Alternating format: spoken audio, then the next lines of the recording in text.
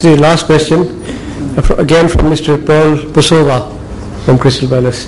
What are the main differences between Islam and Christianity? Why should I accept Islam?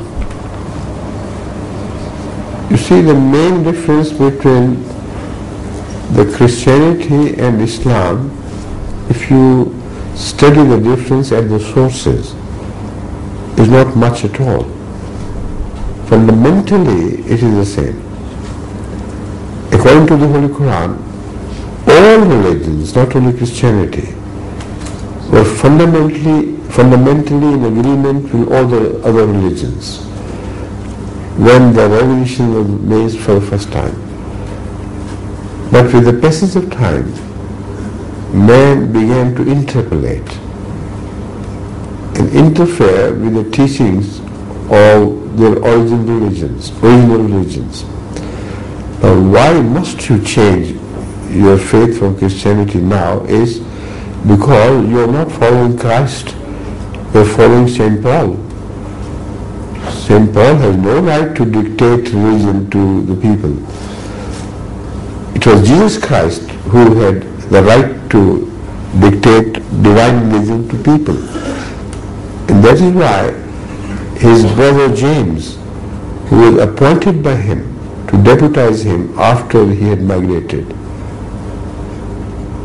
stuck fast to the teaching of Torah and to the teaching of Jesus Christ, that Torah must also be followed not only in letter but also in spirit. This teaching was completely changed by St. Paul. And any honest scholar of today would support this contention.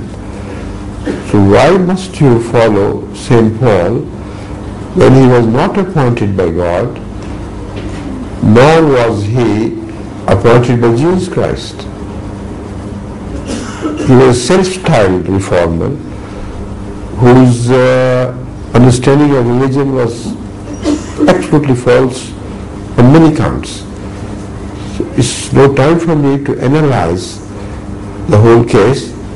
Only the other day, during my meet session with MD research scholars, I pointed out to them to write a thesis on this aspect of St. Paul's attempt to destroy Christianity. And we have enough evidence from his own books to prove that he was neither a Christian nor a Jew nor anyone to be followed. He was a self-styled reformer who wanted only self-aggrandizement. And his teaching was most, if not obnoxious, self-contradictory.